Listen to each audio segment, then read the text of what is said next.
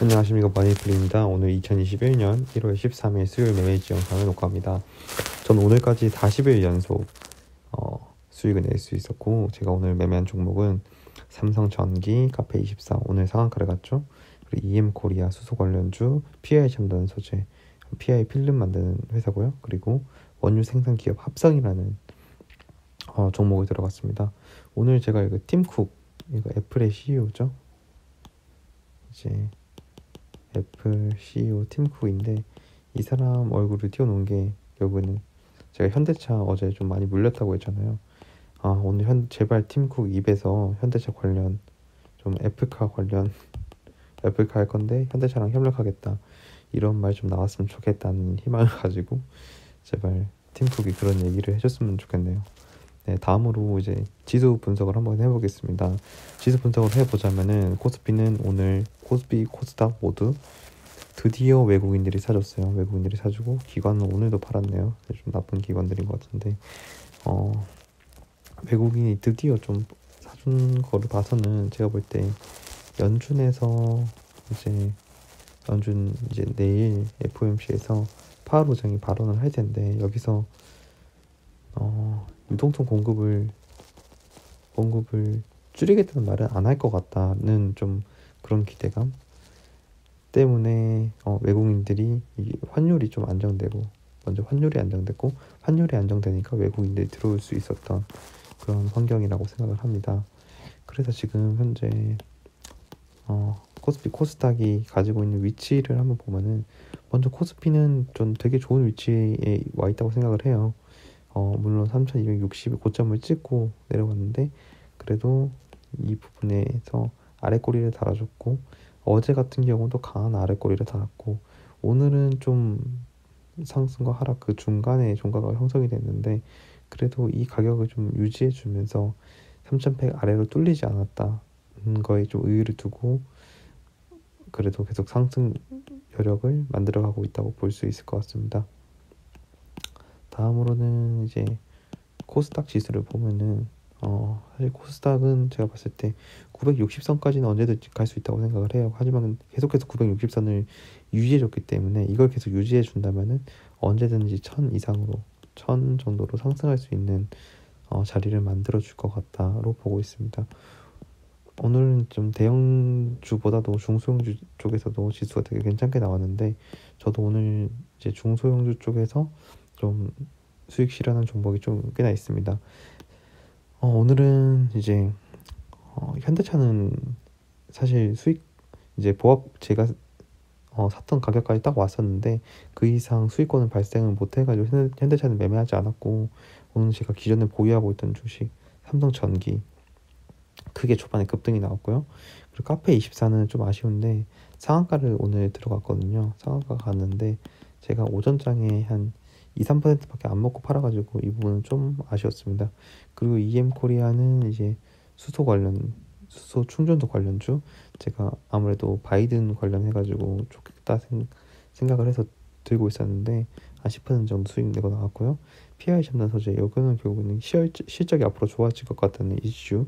그리고 KB 생산 기업은 사우디 관련, 사우디에서 이제 원유를 공급을 줄이면은 이제 수요는 일정하다고 가정하에 수요도 늘어난다고 생각을 하면은 가격은 올라가게 되는 거니까, 이제 수요와 공급 법칙에 따라 가지고 원유 생산하는 기업들은 앞으로 좋겠다는 가격 때문에 요거에 대해서 좀 상승이 나왔는데, 저는 수익 실현을 해가지고 매도를 했습니다.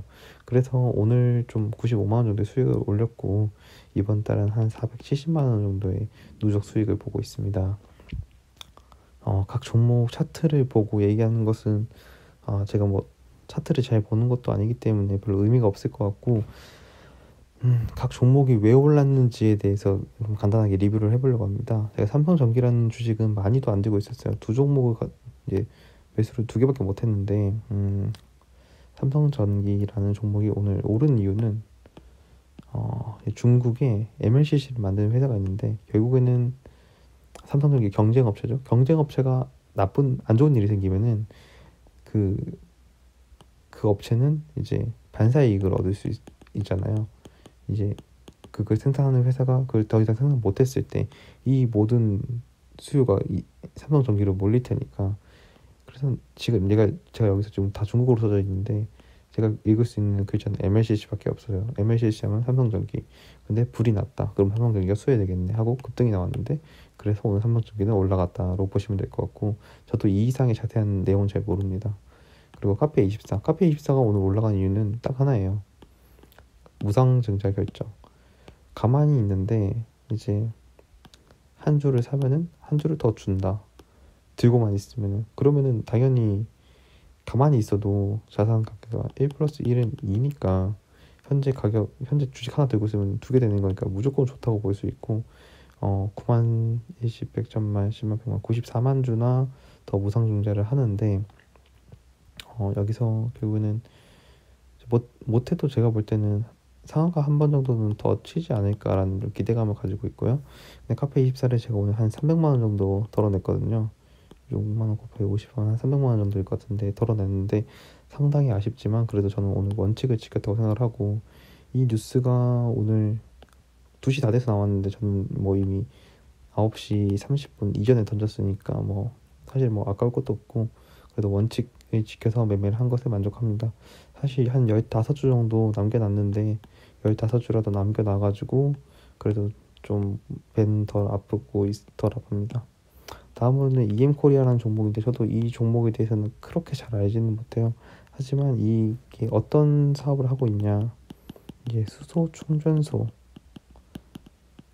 만드는데 이제 관련된 사업을 하고 있고 아무래도 이 주식을 매수한 이유는 바이든 정부가 들어서면 결국에는 친환경